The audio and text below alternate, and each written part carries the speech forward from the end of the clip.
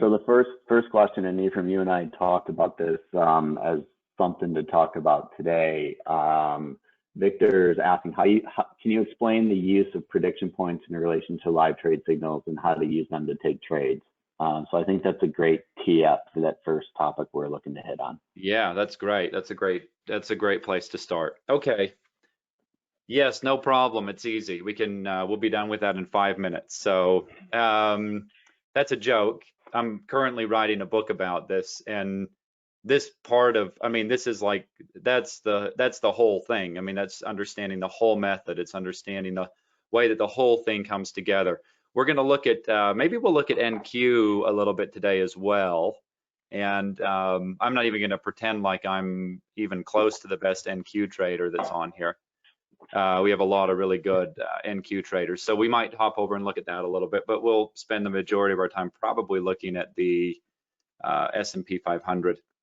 A couple of things I want to make sure. Apparently, we're really bad at making sure that people know about this, but we have a promotion that we're running right now that you can get MAP, which is where the magic happens. You can also, I mean, and when I say that, I mean, like, that's where you really get to see the story unfold and the big picture of what we're looking for. And then the live trade signals are really the trades that happen inside of that big picture.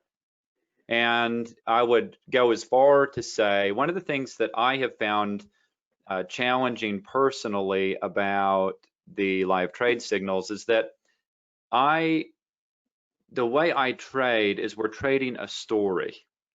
So the market is constantly unfolding this story. And prediction points organize that story, and they tell the story actually ahead of time, which is pretty remarkable. And I'm going to show you that on today's chart. We'll actually look at that. So prediction points really tell the story, what's going to happen ahead of time, and anything else is lagging. Now, I'm not knocking anything. I'm not knocking anything else. I'm not saying that price action isn't useful. I'm not saying that order flow isn't useful. I'm just stating the obvious about it, which is that it's lagging, and that obvious seems to not always be so obvious. And so we'll talk a little bit about that here. But that's MAP in a nutshell. And so you get MAP, you get the live trade signals, you get prediction points, and then you get all of the Pro Suite indicators, which would be key turns, the box, one price, backfill, auto box, which is the box, but the auto trading version of it, and trade balance. And you get all of the tools in that suite, and it's like $11,000 less than if you bought them all individually. That's not like a made up fake $11,000 value. I mean, if you bought them each individually, that's what you would pay for them. And it's pretty ridiculous. So I don't want to spend a lot of time on that, but I do want to make sure that you're aware of it. And maybe, David, could we, if you want to take advantage of that, you can just go to www.daytradelikeapro.com/special. And David, maybe you could put that in the comments for people so that they can see that. And there's no fancy sales page. It's just, you want it and you can go check out there. So we're not trying to sell you on anything on it. We know a lot of you have wanted it, and so we wanted to make that available. Anything you'd say about that, David? And all the emails that we've sent out this week, we'll have a link to that as well. Yeah.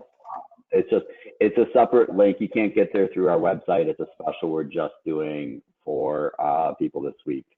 So if you're interested, do that, sign up, and we'll go from there. And not a scarcity thing, but it won't go any longer than this week. And so that's the way that it'll only be good through this week. So if you've been on the fence about it or thinking about it, I would just encourage you to take advantage of that. Okay, let's get into the real good stuff here. So there's a couple of things I want to talk about. I know everyone's anxious to talk trading. I know you all want to jump into the charts. And equally as important to trading, I believe, is, yes, we're going to get into understanding the methodology and how do live trade signals and prediction points and how do they work together and how do you go together.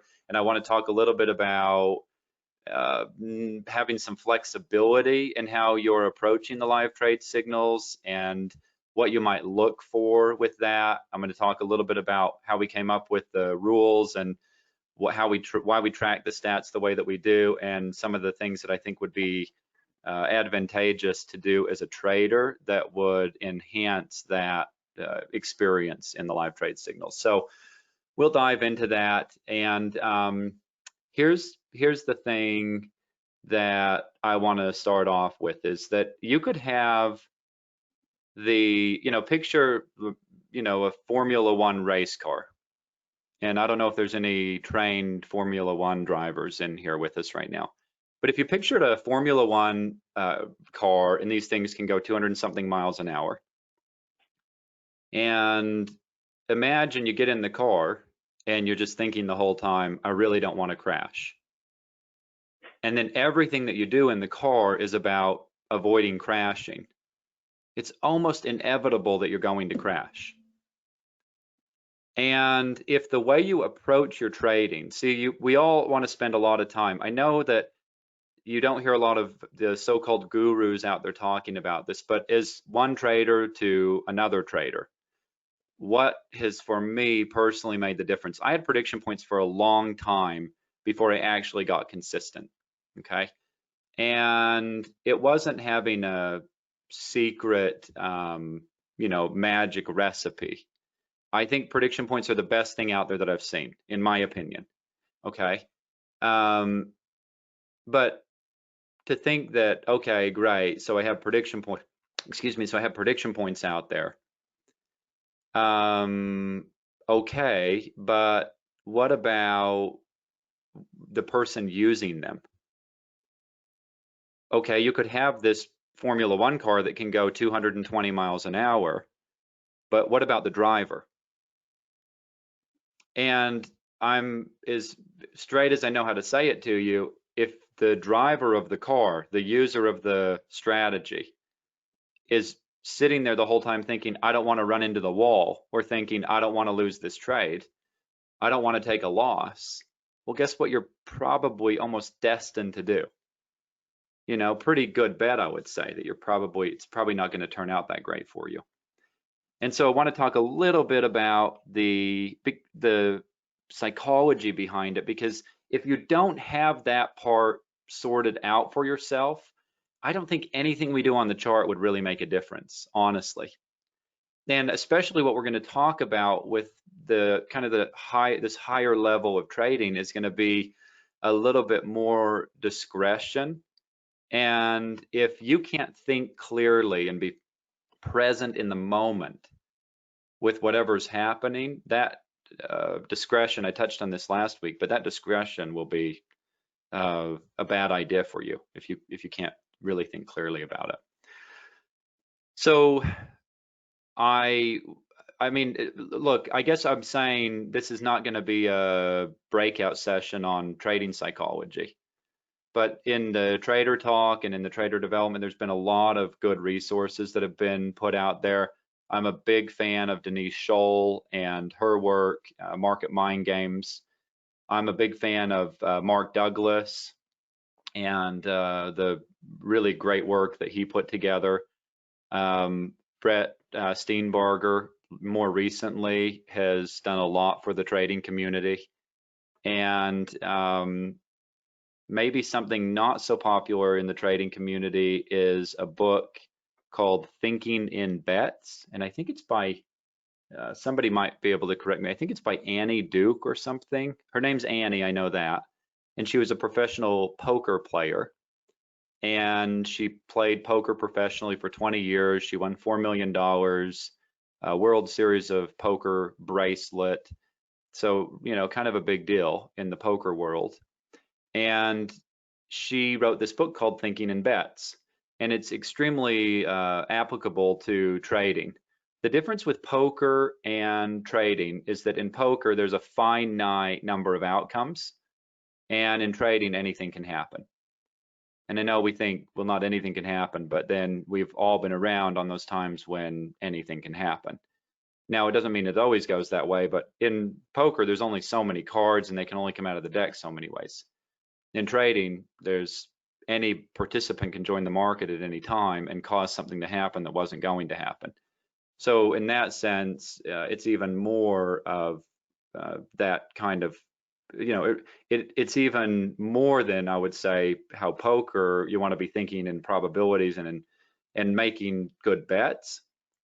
Trading is even more so that way than poker is. So those are some things that I would suggest that you dive into and really train yourself to start thinking in probabilities and start thinking in bets. Mark Douglas has some great videos on YouTube about thinking in probabilities. And like I said, we're not doing a breakout session here, but I am really encouraging you that if you spend some time somewhere, spend some time on really improving and working on your mindset and your thinking. And you want to get to the point in your trading. If you can't see what I'm saying, how accurate it is, just look in your own experience of if you trade on demo, how many traders do you know, or how many of us have experienced that as traders, that on demo, it's like, this is so easy, can make money like crazy. And it's real laid back, it's low stress. And then you switch to a live account and it's a whole different experience. And in a way, you want to get to where your trading on your live account is like trading on a demo account. You want to be unemotional, not acting emotionally. Every decision you make is emotional, but not reacting. There's a difference between responding and reacting. So you don't want to be reacting emotionally. And you want to be able to respond. And so that's sort of what I would say about that. David, are there any questions on that topic that we want to address before we kind of dive on or move on here and go forward? Not on the mindset stuff. There's some more questions about the live trade signals and like if it stops out or if it's how do you handle stuff like that? Yeah. Kind of being reset. Yeah. Great. The questions are great, and I encourage you to keep asking them. And I really want to make sure that what I'm saying isn't lost on you. I know this is about the point where people are like, okay, I get it, get to the point. No, I'm going to ask you to take the case that you really don't get it. And what I'm saying is the Holy Grail is sitting in your seat. That's the Holy Grail to the market. And I think if you were to go around here and talk to any of the consistently profitable traders that day trade like a pro, they will back what I'm saying 100%. The Holy Grail is sitting in your seat. It's not about understanding this better or that better. Now, yes, that's important to know. If you can't drive the car very effectively if you don't know which one's the gas or the brake. So we're going to get to that. But I really don't want what I'm saying right now to be lost on you. And it might be. But, we'll find out. The ones who get what I'm saying right now are likely the ones who will really take it on and go to the next level. And then there'll be the rest of the people who don't do that. And so I'm telling you that as I have nothing to benefit from telling you that besides that we're on a mission to help traders. And I believe that if you don't get that part of your game sorted out, it just isn't going to work. You're not going to meet an Olympic athlete that's winning the gold medal that has a terrible mindset and psychology. Just not going to happen. So, okay, so let's moving forward from there, let's dive into a little bit here about the market, and let's look at today because it's really, I think, a great example. Everyone should be able to see my crosshairs. And if you watch the video that I sent out last night, I said a couple of things. I recorded the video relatively early in the Globex session and said I'd be looking at this area, this 20, I can't see exactly where that is, this 21 area right there. I said I'd be looking for that. So here's what we had. We had this down to here. We had this move back up into here. And I said in the video that if that was going to do it, that if we were going to go higher from here, that swing low overnight, which was, yesterday, which was back here, so that would need to hold if we were going to go higher. And they came back here overnight and they did test that right here in the Globex session. And they came back down to 93.75. They tested, pretty good reaction up to there. And Omega Knight said a couple of things that I think are really worth noticing. Do you notice how the market stopped short? I think I can do that. Right there, you see how the market stopped short of the CP? And then notice how it tested right there, but then notice right here during the open, it fell short of getting back to here. And I think that's really worth noting. Omega pointed that out. Over here, it failed, and over here, it failed to get back to here. And I think those were kind of some of the clues. And then we talked about if it came down here, and I'm not going to do a walkthrough of all of that, but I want to show you how I'm looking at it and how I'm thinking about it. So basically, this area right here, these two prediction points, who knows what this is? I can't see the question or the answers coming in right now. So maybe you can, let's see if we have any answers in here. So nothing, yeah. Okay, great. Cluster, yeah. congestion. Okay, really good. So we have, it's a cluster, and someone said consolidation, and someone said congestion. Okay, let's go through that. It's great. This has got to get to the point where when I say what's this, everyone has the same answer. There's no way you're going to really understand this, and then you got to know what it does. So if I held up, you know, a key to a car, and I said, "What's this?" You're all going to say that's a car key. And now I'm going to say, "What does it do?" And you're going to say, "It starts the car." Okay, great. It's not like, "Oh, that's the spare tire." Nobody thinks that. And if you do, you should not be driving. So this is a cluster, yes, and there's two kinds of clusters. There's consolidation and there's congestion. So what's the difference? The difference is that in one, really simple, two prediction points close together like that, and I would easily say like this as well, right here. These are a cluster, and there's two kinds of clusters, and I would even make the same argument for this up here. And there's two kinds of clusters. One, there's consolidation, and consolidation is two prediction points relatively close together. I don't have a number for that. Okay, it's just I can look at the chart and I can see these are far apart and these are not. And so I would say, actually, yeah, I would say this would be, so that's good. While this is here, we'll look at that. This would be congestion right there. These three together would be congestion. Now, what's the difference? Congestion has at least three. So consolidation is two, and anything more than two together would be congestion. And there's a difference, and it's important to note the difference. The difference is that in the congestion, there are checkpoints. So look how far apart this is to this next one. And the likelihood is if we came up here and we basically are going to trade sideways in this area and then get this explosive move up to here. And that's going to be sort of a checkpoint and probably a pretty good opportunity to catch a reversal, at least for a pullback coming down the other way. So these are kind of some of the really basic things. Now look, there's a really big gap up here. So above here, I'm going to be extremely bullish for a move up to there. And if we go above here, look how far the next CP is, way, way up there. So I'm really bullish if it comes up into this area. Now, if it doesn't come up into that, if it doesn't come up into here, okay, look, we have the CP, we have this consolidation area.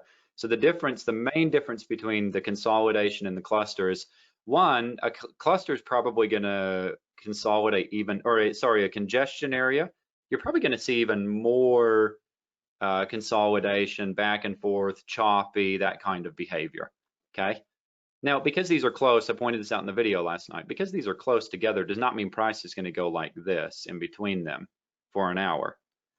But what would you call all of that? I'd call that consolidation, a little bit moving up, but basically all of this from here, here up to there, right? All of that, to me, I would say that's consolidation.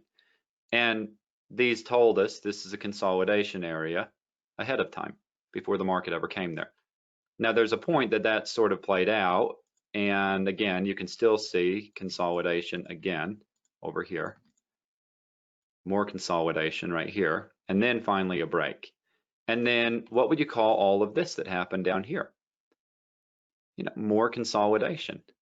It doesn't mean it's going to trade back and forth in between here constantly, but the idea is you want to get the idea of, okay, it's coming down, it came up here, came down here, came up here, came down here, came up here, came down here. These were here way before the market traded there, and they tell us the market's going to likely consolidate into this area. You know, when it comes in here, it's likely going to consolidate around here. It traded here at 9 this morning and really didn't leave this area and closed in between these. It traded there for, you know, 4 hours today. And that's pretty remarkable, I think, when you look at it like that. So that's important to note.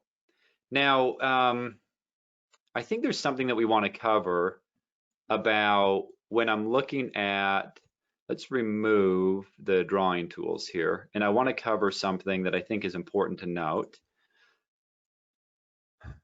You see, we had this right here, we tested right there, and there's a test right there, and right there.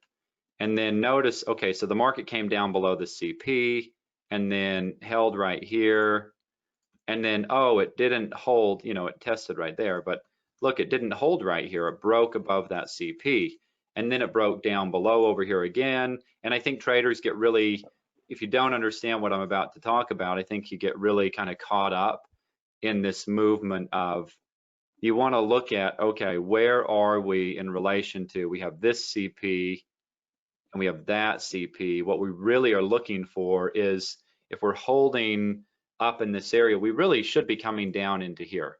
We really should be. Now, why should we be? Well, because that's the next, that's where the that's where the next CP is, down into this area. And there was a pretty good amount of buying that happened here and plenty of money to be made at that. And before this had come up and tested like that, when I did the video yesterday, I said this would be an area I'd be watching. It came up to 21, it came back down here. So there was some movement there, and then came up and tested it again. Now, if you notice what happened here, you see what, I'm gonna remove these drawing tools again, and I wanna see if I can show you maybe a different way of looking at this. And I'm gonna do a line on the close, and actually let's make this a lot thicker and a different color. So here we go. Now, if you look, what's happened right here, tested right there, and then basically came back up and tested here, and then broke down over here, and then notice what happened. Never ever came back up and broke back up above here. And what I'm looking at, why I'm telling you this is, again, remember, I've been saying this every week, it's about there's principles behind each of these things. So we're not trying to form fit it. It's not gonna always work. And we're not trying to find something that always works. That's not the point here. We want something that is reliable, that we can lean on. And when you look at this line of what it's doing, well, basically we have this failure here. And those of you who I've worked with one-on-one or have been around for a while now, what do you hear me say? When I say, when something that's supposed to happen, and what's supposed to happen is this, we're supposed to go to here.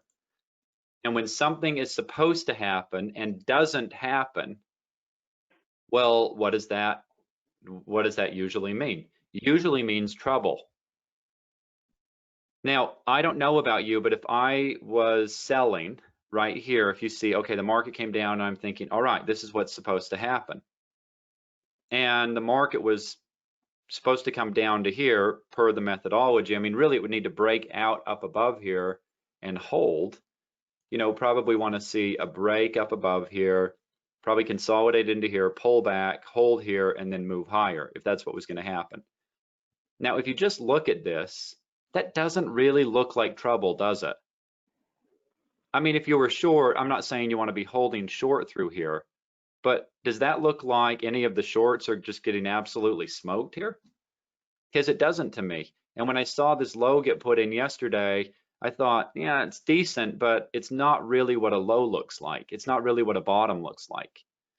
And I don't know how to teach you that other than have you watch this happen 100,000 times and then go, okay, yeah, I see what the turns look like.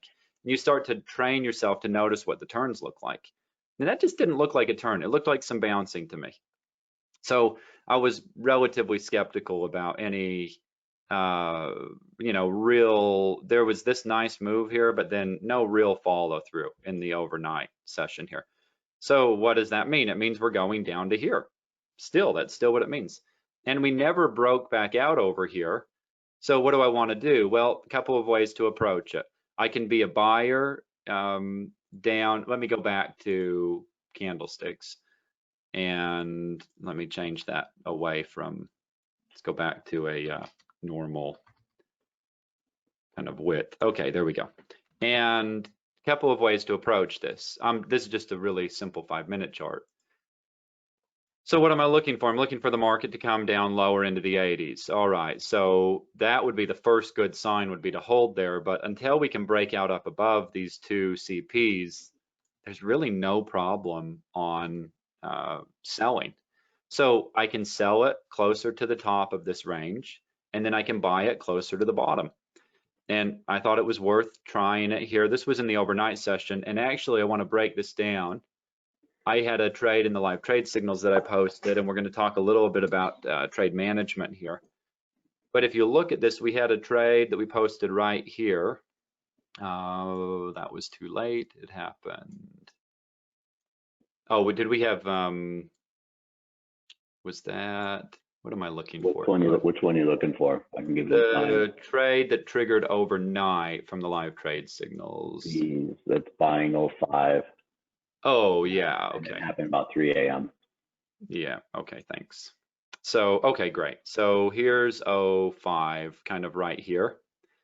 Now, if this was, now keeping in mind, if something that's supposed to happen doesn't happen, it normally is going to spell trouble.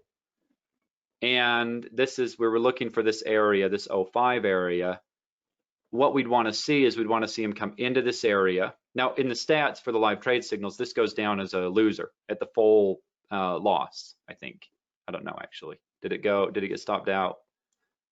Where did that, did it ever bounce? I haven't calculated it yet. I think it did. It only bounced a point right there. Yeah. But the thing about the stats is that we took something and we said, look, we want to have these rules that are absolutely straightforward, easy to follow. And I'm not going to pretend like there's not a advantage to being able to be on your toes right here. I bet if we were to talk to any of the consistently profitable traders that bought right here at 05. Now, I know this happened in the middle of the night, so I'm not expecting you to be up in the middle of the night managing this, but I wanted to use this as an example. This does not look like a rip off of this level. This is nice right there, but then no way I'm taking risk below there. No way.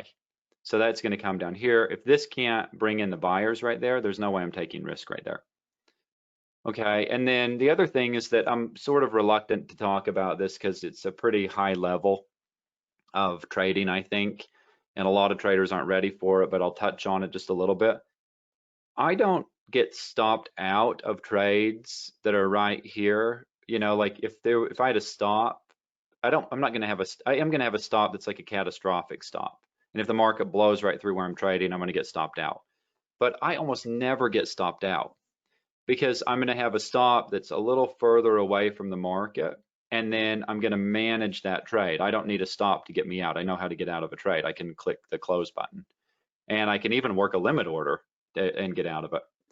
And so I think that's a really great point. And I know there are a number of questions this week in Discord about that. So if you went candle by candle for this particular trade, maybe if you, like what you and I've done on the chart, you go over, scroll all the way over, let's look at it filling, and let's look at what you're thinking about as those candles fill.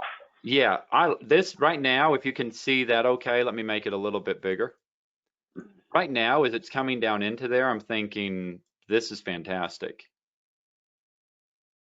The faster and bigger this candle is, this is really great. Imagine it's like a rubber band and they're stretching the rubber band. Okay. And so I love that. This is a 1-minute chart, by the way. So I'm looking at this. Okay, good. So there's this kind of this big stretch going down into the level, and then it sort of like stops, and the candle starts getting a lot smaller now. You know, that's half the Do you have size. a limit there at 30%. 05, or are you clicking the button? When I see, if I'm sitting here and I see this, I'm definitely putting a limit order here. Okay. Why? Because to me, that's one of the factors of what I'm looking for in a trade. LTS can only take 2 of those things or 2 of the 3 factors into account. So when I'm looking at that, I'm thinking, okay, it makes sense to go higher from here. This would be, if we're going to go higher, this is the next move up, back up higher. Okay. And then we're going to, so if we basically pause right there and we say, all right, this thing is coming down here. It's coming in real hot. I know we talked a little bit about this last week. To me, that's like, okay, great. I'm putting a limit order in. It's exactly what I want to see on a trade. So I'm getting long right there. And then this next candle that happens right here, I go basically, okay, that's good. And look, notice what's happening. You have some selling, a big increase in selling, some selling, but the market's a bit mixed here. And then what did I say? And then it comes right down here and it just goes right through that price, just a little bit. And it's like, okay, perfect. Now, if the theory is that they're stretching the rubber band, that this is in fact right here, this drop down here is this stretch of the rubber band. Well, what would happen next? You know, that rubber band is going to have that kind of reaction of it's going to have to shoot off of the level. Now, why can't we put that in the stats? Because that's so subjective. It's so up to interpretation of what you're seeing in the moment as a trader, and there's different traders with different skill sets. But that, if this is in fact the stretch of the rubber band, then what happens here is this next candle. If I'm sitting here, I want to see a lot of transactions on this next candle. I'm not reading the tape, but I can see when the volatility starts to pick up. I posted a quote from, I think, George Soros. He said that volatility is greatest at turning points and then decreases as the trend gets established.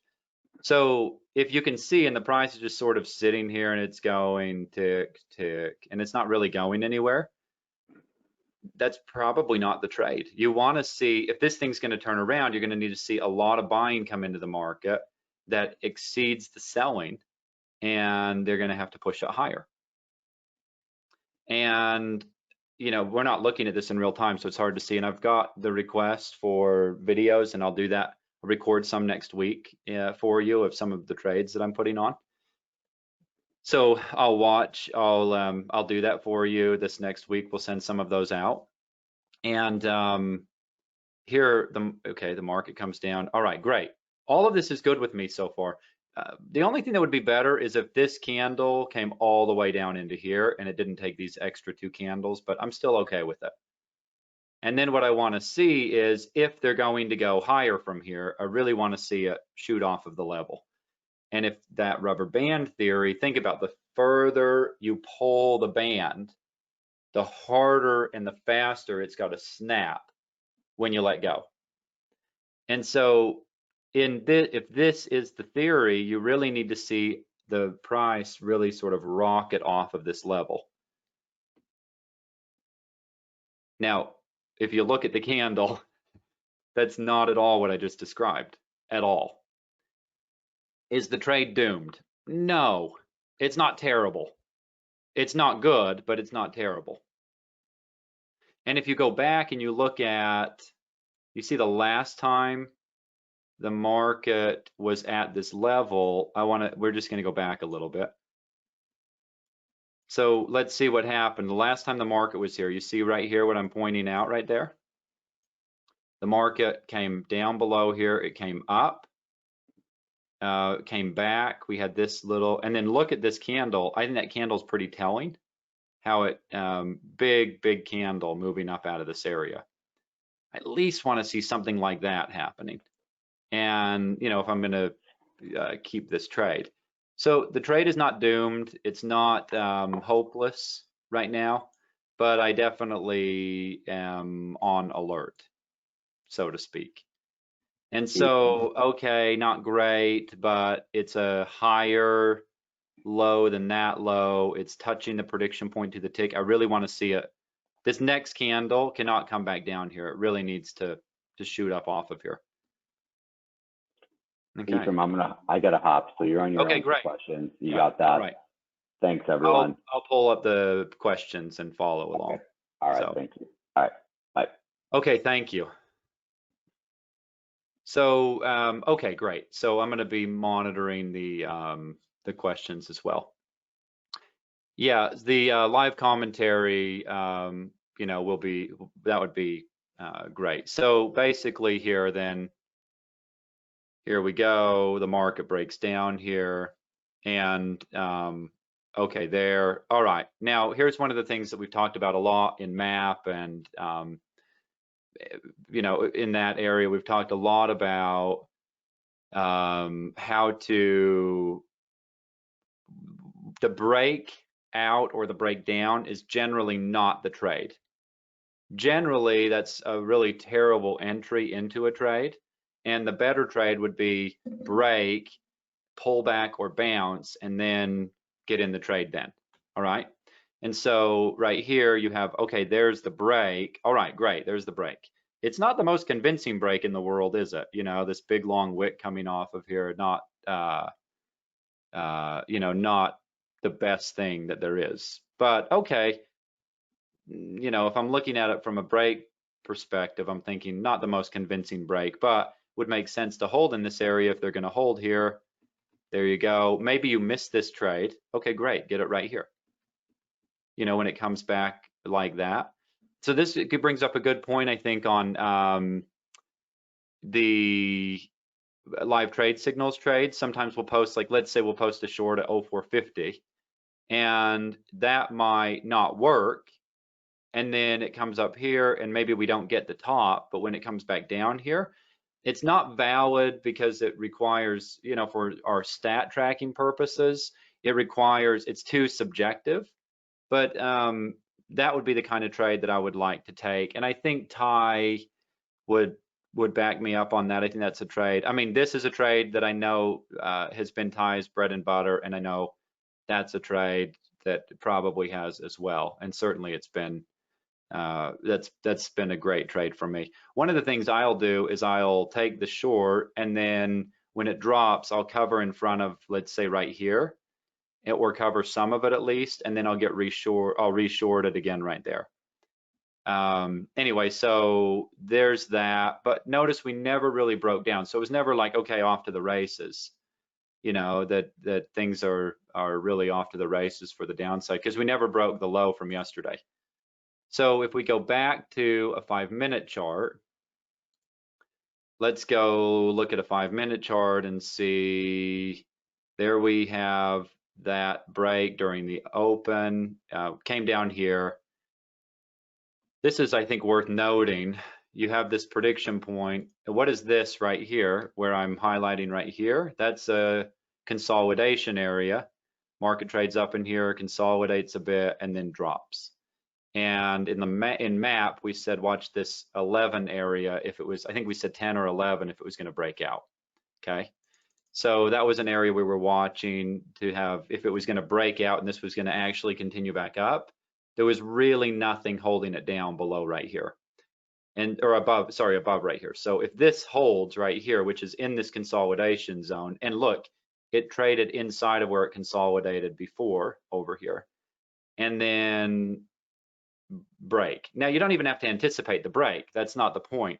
The point is, if you can identify what's going on here, we're supposed to get back to here.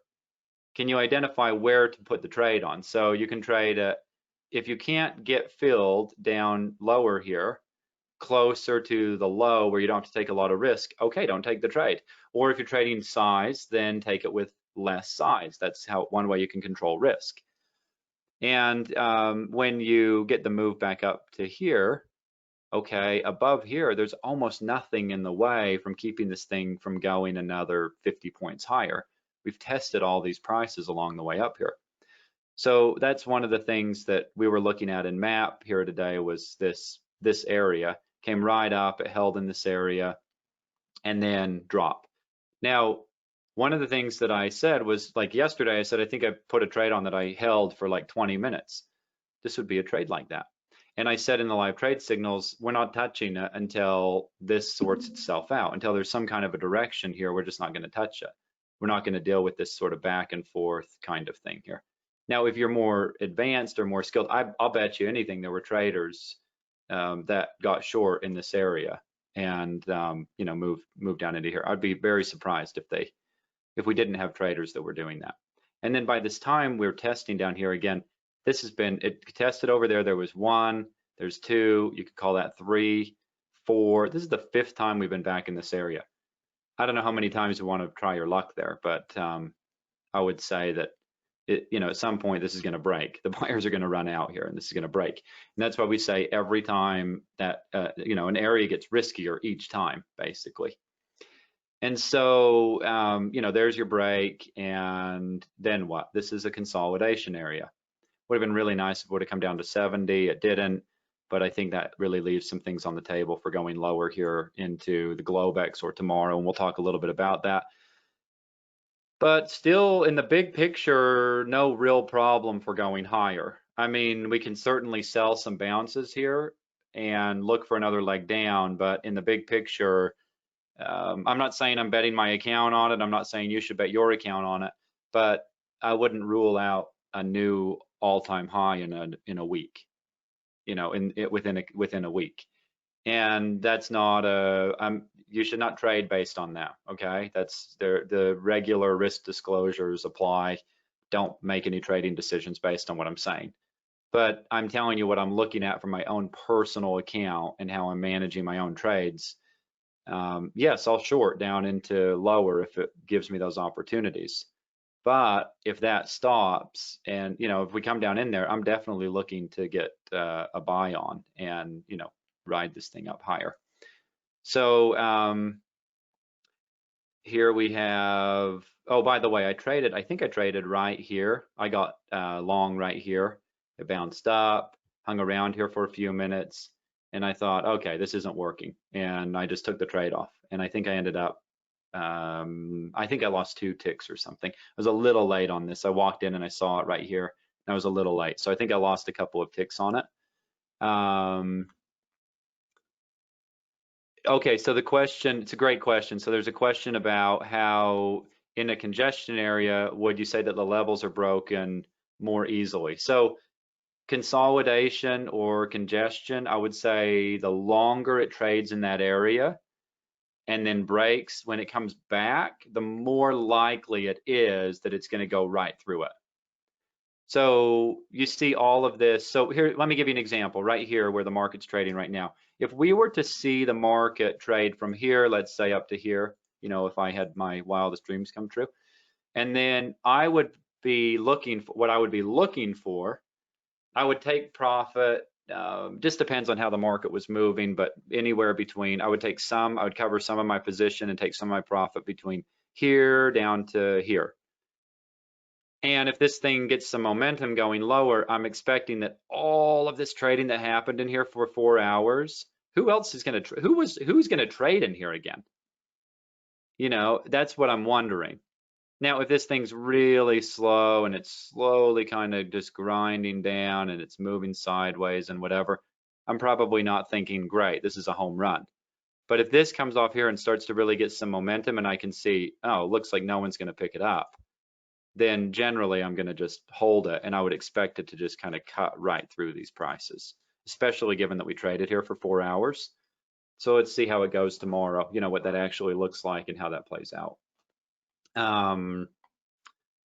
Yeah, so okay, so there you have that. That's how, you know, that's what that would end up looking like if we came back down to there.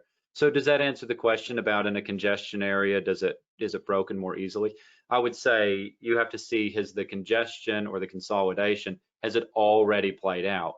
If it hasn't played out and we break, then likely when it comes back, it's going to consolidate. If it hasn't already consolidated, or we haven't seen that consolidation in that area. If they break out, if they come down into that area and they don't break out or break down, then we're going to see that consolidation. And I think that this is, if I could give you one of the main takeaways from what I'm talking about right now with these clusters, that is perfectly normal for what we would see in a consolidation area like this with the cluster. Okay, totally normal. It came down below. Okay, no real selling. Why does it consolidate? Because you can't get any real direction. So, oh, the sellers try, no, the buyers step in. They try, no, the sellers step in. The buyers step in, the sellers step in. The buyers step in, the sellers step in. Buyers, sellers, and it kind of goes like this, and then, okay, slowly down into here. Not a shocker that we closed right in that area. That was all there on the chart beforehand. Now, I know that's a relatively large area, but you have to be able to look at how to, I'm not saying that there's plenty of opportunity in here.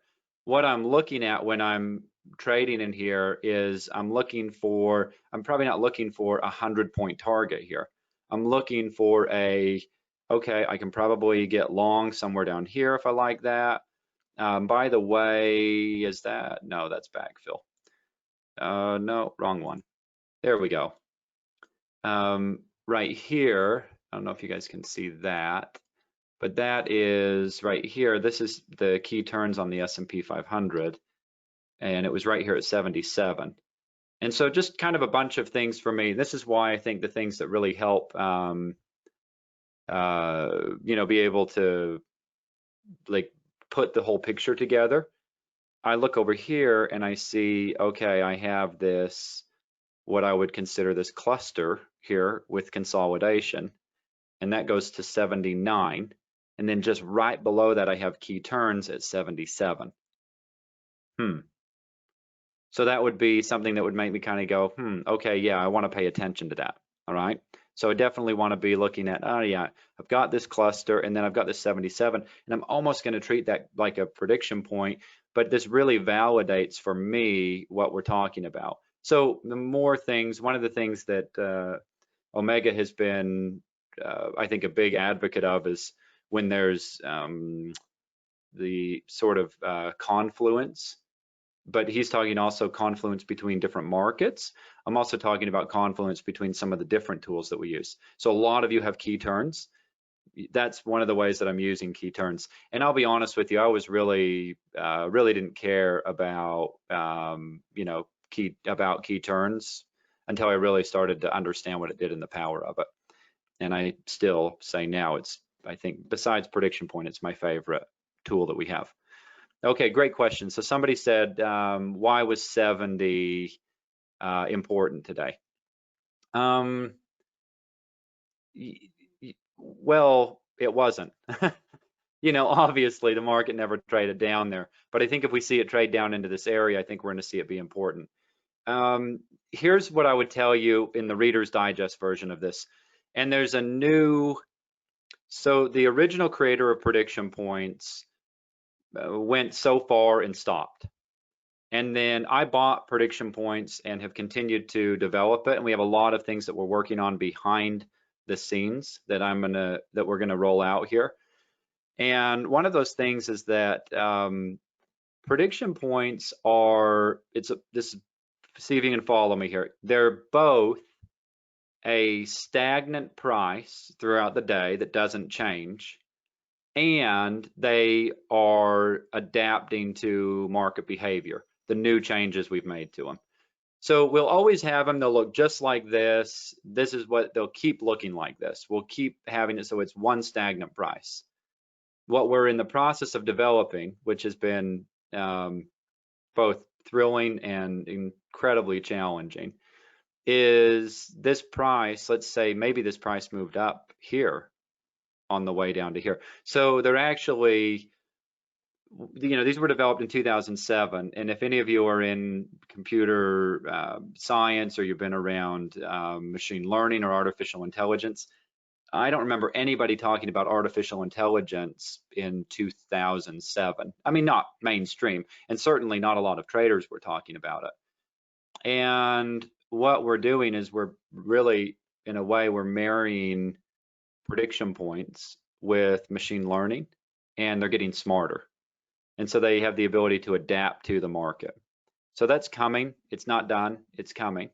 And the best way I can answer that is that 70 was from that new indicator that actually moves the prices throughout the day. I have it and I'm testing it. When it's available, we'll let you know when there's a beta version available. But that will come with your prediction point subscription. You'll have that. And that's the best answer I can give you about 70 right now. That's what I was looking at. But very easily we could have probed 70 and come down into this area, which is what I was looking for. And I'm still looking for that move. If you were to read MAP, one of the things we said in MAP, I think Monday, guys, was when we said that, came in Monday morning and said, really good chance we would see into the 3460s this week. And then Monday, remember what happened? The market like ripped straight up. And now here we are, we traded within, I don't know, 2 points of the 3460. Yeah, so 2.25 points more, and we would have been into the 3460s today. And I'm not sure that this is over. We'll just have to see what it brings.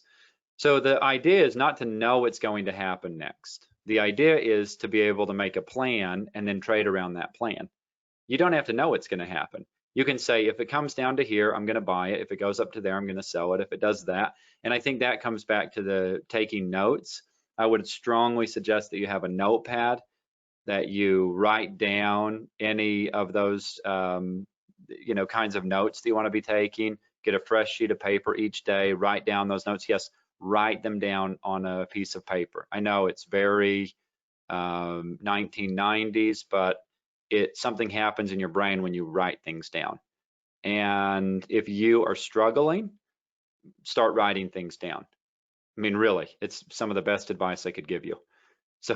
So writing it down and then writing out your plan. Mark it up on your chart if you need to.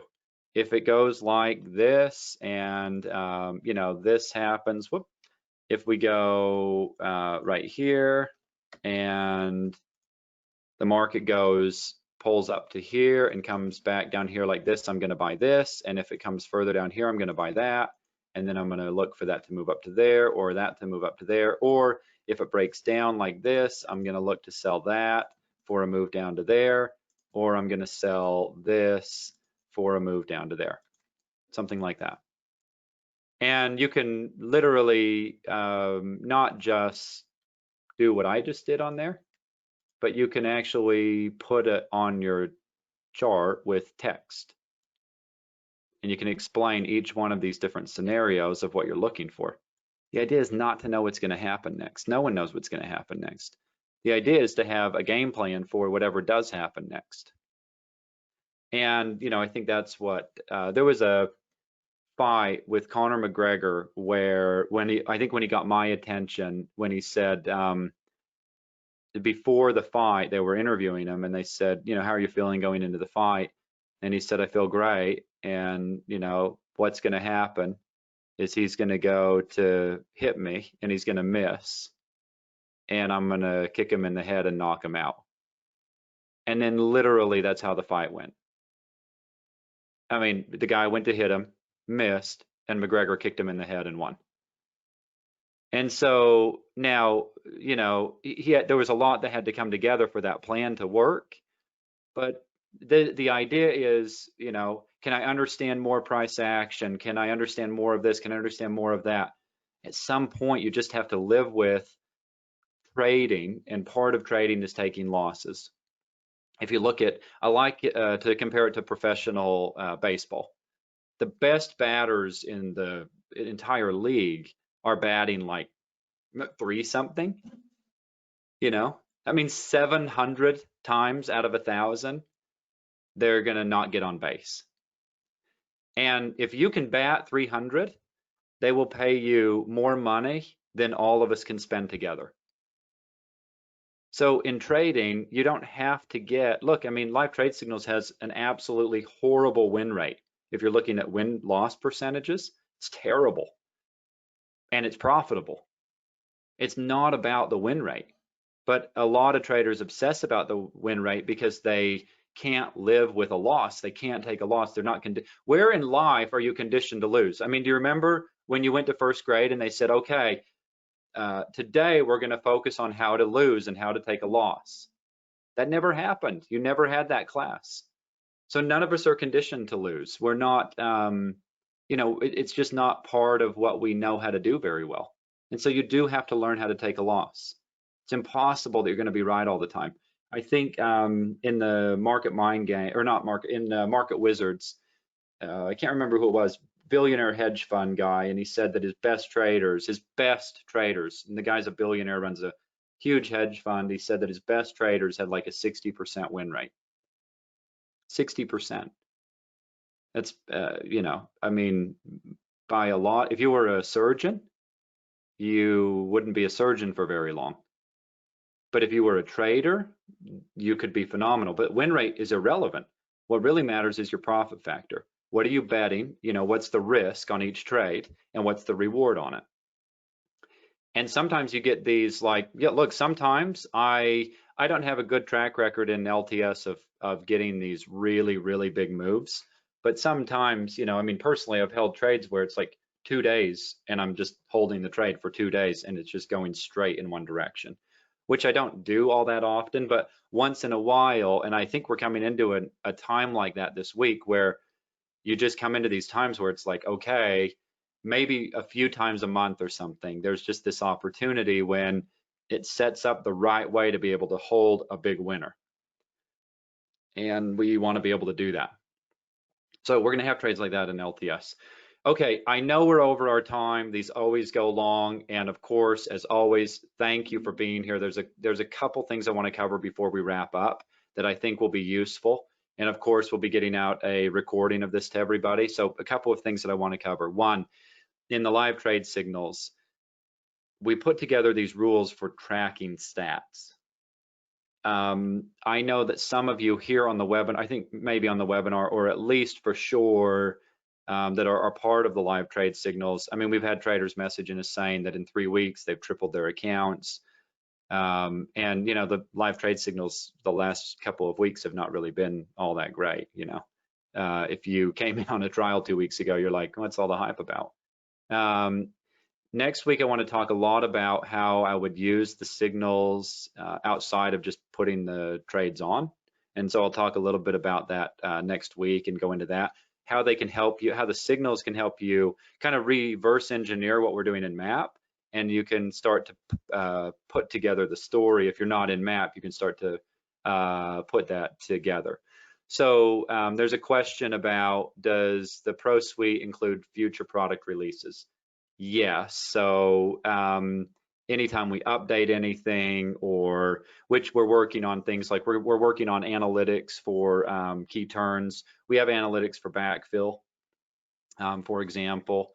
We're working on a new version of the box that's going to eliminate trades like this where you get these losers that happen needlessly. So we're working on that. So anytime you have anytime we have an update, you're going to get that. And then let's see. So yes. So look. Okay. So there's a question. Yeah, I'll answer the question. The question is, could I tell you why you want to join MAP? Yes, but I'll do it at the end so that the people who don't want to hear about that can leave after I walk through a couple of things, and then I'll talk to you about that. And I'm also happy to have a conversation with you about it. And really, I mean, I would tell you the best thing you could do would be post in the Trader Talk and ask the people who are MAP members and ask them why they would, you know, if they think that MAP is a good place to be. What I would tell you, I'll say this just briefly about it.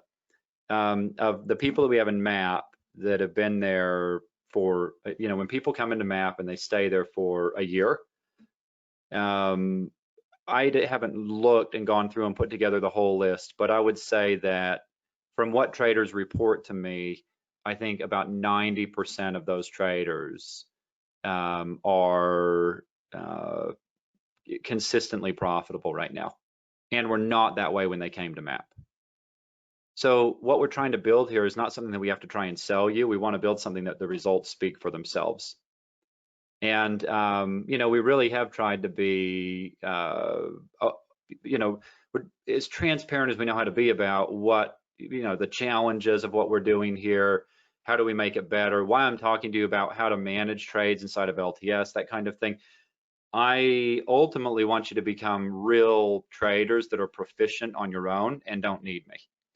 And you know, I said LTS is kind of like kindergarten. You know, if you're here for more than a year, you're doing it wrong for sure.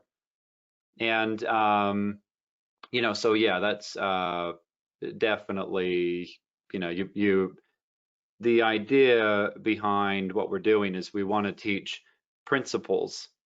And there's no way, in my opinion, that, let's say, a black box system, we could automate trading prediction points. That'd be very easy to automate.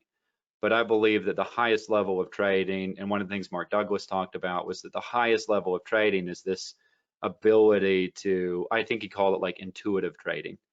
And I'm not calling it intuitive trading, but I'm saying where you have some level of discretion of being able to look at and make an intelligent decision about what's going on in the market. Which brings me to the point that I want to make, is that when you are looking at a trade, if you're not present with what's happening, if you're thinking, well, I don't want this trade to turn into a loser because the last one turned into a loser, or I'm having a good week right now, or what, all the things that we're sort of subject to as traders, you can't do it. You have to be able to really be present. You have to be able to go, all right, what's the market telling me right now? And forget the rest.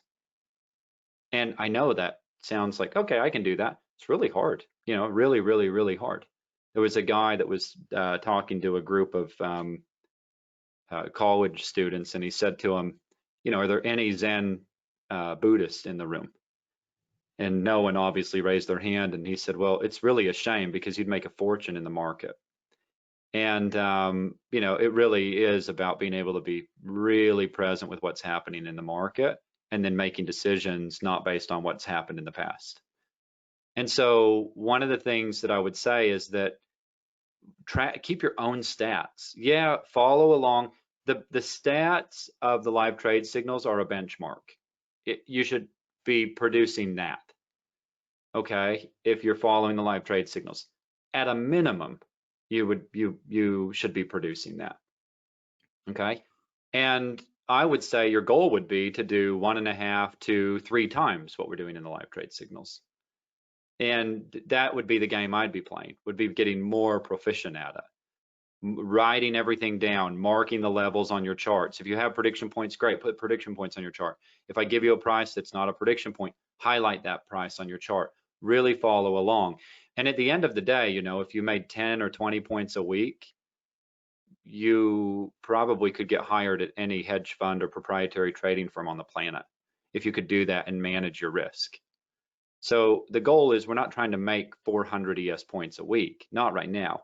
I mean, we have traders in MAP that are doing ridiculous things some weeks, but you know, I think the record's like 700 points or something on the NQ, something like that. There's been some crazy weeks. And you know, so it's basically, yeah, that's not what LTS is about. LTS is about teaching you to be disciplined and have a framework that you can follow. But I bet that if you do what we've talked about on this webinar, I would say my expectation would be that you would outperform those stats. So, okay, so let's see. Yeah, so there's a question, can you, if you have a lifetime license, yes, we'll authorize 2 computers for you on a lifetime purchase. Yeah, there was a question about, so the auto box is the box, and it takes the entries for you. What that was really designed for is not to be a black box system. It was designed so that when the parameters, you can set up whatever parameters you want for the box. It really depends on the chart type. That's what it really depends on. It does best on tick charts. Like on the NQ, if you want to scalp, a 200 tick chart is pretty decent, depending on how volatile the market is. If on the ES, like 1,000 or, maybe, like either a 1,000 tick chart has worked pretty well. A 600, 612, something like that. Those tick charts have also worked well. And all AutoBox does is really pretty simple. It just takes the trade when it happens on the box. And it's to help you get over the, I guess, reservation of actually just putting the trade on. And then your best thing would be that you're sitting there and watching it, and then let it, it puts the trade on. Now you manage the trade. And you don't have to hesitate or go, oh, should I take it? Should I not take it? Whatever. It's going to take the trade. Now manage it. And I think that'd be a really great practice of learning how to manage trades. When you put all the things together, there's a reason we put it in the Pro Suites. There's a reason that key turns, one price, 34.80 quarter was one price from a couple days ago, I think from Monday or something. When you start to put all the things together, you can go, wow, there's a lot of ways that I could trade this and capture what's available here. Okay. There's a question of, so let me know if I didn't answer that question on the box, or on AutoBox. Basically, it's dependent on what settings you have on the box, and the thing is insanely customizable. And you can run back tests on it. You can, inside of NinjaTrader, they have their, what am I thinking of, the like artificial intelligence that will like optimize, and you can pair it with other indicators and see how it does with that, and it'll find best settings for you. And there's a whole world of the box that we've yet to discover, but there's some ideas with it. Oh yeah, and it's got walk forward optimization. So not just back testing, but you can also see like how, you can, if you're not familiar with how NinjaTrader does it, they can check, okay, let's look at the last, let's say 60 days and see how it did the last 60 days. And then let's look at, well, let's say that you have a 60-day period, you go, let's look at the first 30 of those days and find the settings. And then, so you run a back test for that first 30 days, and then you can walk forward, optimize it for the next 30 days and see how those settings would have actually performed. So it's really, back testing is kind of useless if you don't do it that way. If you can't back test it and then see how that would have done, because you can make anything look good on back testing. I can send you all sorts of back tested results for the box that look really good. And you're just manipulating it around the market conditions to make it look good. So you have to be able to back test it and then see how did those settings actually perform. All right, so there's a question about would I recommend just focusing on one market? Yes, if you are in the live trade signals, I would only trade the live trade signals until you are consistently profitable and feel ready to move on to another market. And why I would say focusing on the ES, and sorry, I meant the ES, like if you're in the live trade signals, is because that's what we're focused on. Now, if you're not in the live trade signals, I would pick between the ES and the NQ. And why I would pick between those is because those are where all the best traders are that are here. Now, if you wanted to become the expert on something else, on gold or crude or the Russell or the YM or whatever, go for it. But what I would do, honestly, is I'd seek out one of the veteran traders, and I would see, I mean, there's so many good traders here trading NQ and ES. I would try and learn as much as you can from them. And I don't trade NQ really. It's not really a thing that I really do. I'll trade it from time to time. I think I am the all-time greatest trader on the NQ if we count your ability to get stopped out at break even on trades. I think I take the cake on that, and I just sort of stopped. I don't necessarily care for the volatility. I like taking 1 or 2 or 3 trades a day, holding them to my target and being done. Trading early. So there's a question about how do I feel about trading early, like in the pre-market. It's a really good question. Here's how I feel about it. What do your stats tell you? There was one of the traders, Scientific Trader, I think, said in the chat in Discord, he said that, or they said, I don't know who it is. They said that their stats are like in the first, I think, 10 or 15 minutes of the open, like that's when 80 or 90% of their losses occur. And I said, that's really simple. Just stop trading that first 15 minutes of the open. So if keep stats, follow it. You can see what the stats look like that we keep for LTS. Keep stats. And if your stats say trade in the pre-market, great, trade in the pre-market. If your stats say don't trade in the pre-market, then great, don't trade in the pre-market. So I would let your stats do that. And every market's different. You know, sometimes the pre-market is terrible and you wouldn't want to touch it. And sometimes it's fantastic. And, you know, a lot of times lately I've come into the market. I mean, it feels like it's been for months now. I'll come in and I'll look at the market and I'll look at it at, you know, an hour or something before the open, and I'll go, would have been really nice if I was awake at like 3 a.m. or something, you know. And that was basically the sort of the pivot moment of the next move. And then we're just kind of late to the party after that all the time. So, you know, it's not a problem, but I mean, yeah, we can't sit here and trade all day and all night. There's a life outside of this.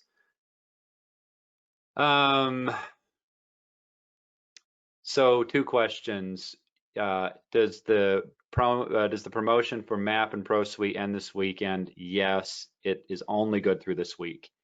And I doubt we'll ever run it again. We were laughing about it earlier in our company meeting earlier this week. We were laughing about it. We were like, we don't know what we were thinking because we've never offered it like that. And so we were like, yeah, we're never doing that again. So it is only available through this week.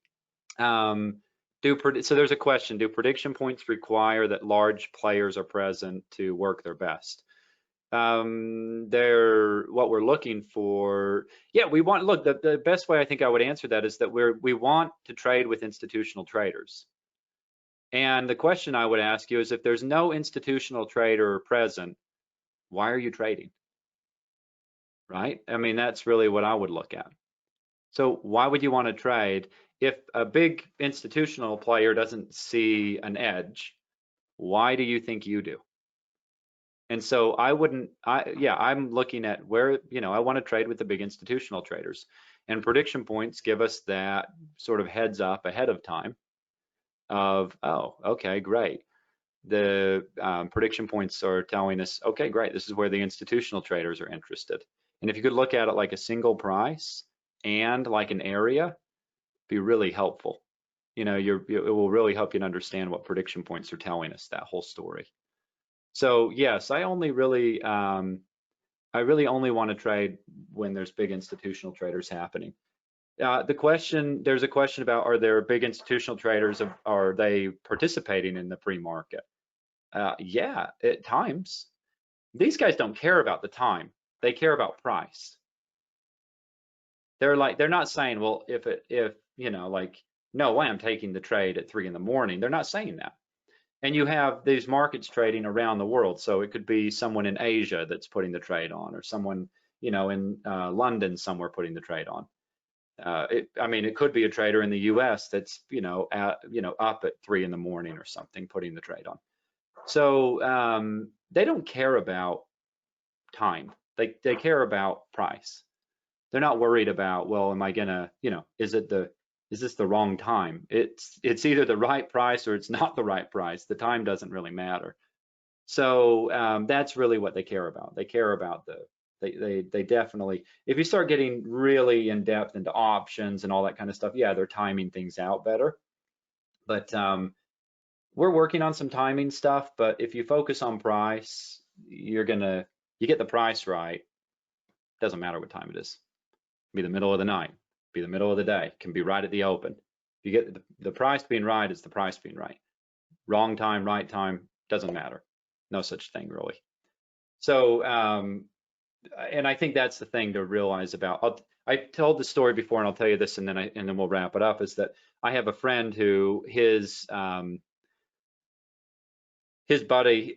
This guy's one of the best analysts I've ever known, and I learned an enormous amount from him over many years. And he had a friend who was he ran a big energy fund, and for a really, really, really well-known hedge fund.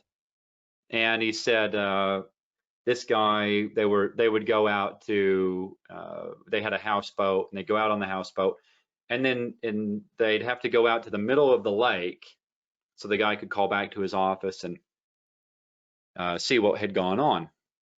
And he goes, I'll give you the PG version. So they go out to the middle of the lake, and the guy calls the office, and big fund that they're managing, and they're really dealing with crude oil a lot. And the guy's just screaming and yelling on the other end of the phone. Like he's just screaming at his guys on the phone, and they're like right on the other side. There's like 10 of them on the houseboat, and they're all like right on the other side of the boat, and they all hear him yelling at his guys. And they're all thinking, what is going on? And he comes back, and it's kind of this really quiet, awkward moment. And they're all like, is everything okay? And he says, yeah, everything's fine. He just says, my freaking guys lost $50 million today. And they're like, whoa, is everything going to be okay? What's going to happen? Are you going to, are you going to have to close down or whatever? And he just starts laughing. And he goes, guys, we made $150 million last week. The point is that they wouldn't have lost the 50 million if I was there. And he taught me something that he learned from this guy. And that should really have you pay attention to what this guy said. He said the only thing that they ever talked about on the phone was price. That was it. They never talked about anything else, ever. They said, if oil goes here, we're doing this. If it does this, we're doing that. That's all they ever said. Price. That was it. They didn't care about anything else. The only conversation that they had. Okay, so the question is, what would I recommend for a catastrophic stop loss? Okay, I can't go in depth into this right now, but I'll give you an example of if you're using like a 2-point stop loss on the ES. You need to track your stats. You need to track the maximum adverse excursion, and then you need to track the maximum favorable excursion. So how far does the trade go against your position, and then how far does it go in your favor while the position is open? And then follow along here. I can't believe everyone isn't teaching this, but follow along. The next thing you need to track is what would be the potential MAE and potential MFE. So once the trade is closed, how far does it go against the position if you would have left it on, and how far does it go in favor of the position if you left it on? And I would use maybe like a 5-minute time frame or something like that, and I would go off of what I would call kind of the major swings. Or, before, how far did it go before it came back to break even or something like that. And I would say that I would do nothing different until I had a lot of data from tracking those decisions to see what I should be doing. I can tell you right now, in the live trade signals, our best trades don't go more than 2 points against us. I haven't looked at the stats for a week, but really been into those. I know a lot of the traders that we have. I mean, they're like on the S&P, their best trades, they're not going more than 1.5 or 2 points against them. So if you're noticing you're getting stopped out to the tick or within a couple of ticks, okay, go a little bit bigger. But like, I want to know what percentage of the time are you getting stopped out, and if you change that by 2 ticks, would it keep you profitable? And by the way, there's traders using a 4-point stop loss on the NQ, and that should blow your mind. So there's a question about, do I think that there's truth to the big money has algos that they basically are looking to run stops? Yes and no. They don't care about stops. The market is a liquidity finding machine. So when you have liquidity in an area, the market's going to go to the liquidity. That's what it does. If you're a big institutional trader, you need traders that will take the other side of your trade. That's where retail traders come in. So, you know, if you did everybody a favor in live trade signals, you would have your stop wherever you would put it, but then you would manage the trade by clicking the button and not, it's like, you know, you wouldn't play poker with your cards facing up. You know, you wouldn't do that.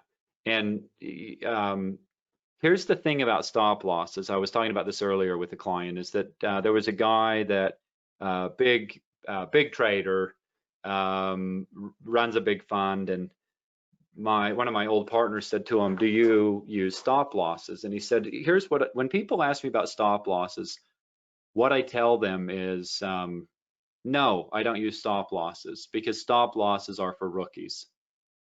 And he said, and I'm mostly kidding, but in one way I'm not kidding. And he said that only an amateur would put on a position that's large enough that it requires such urgent and immediate attention.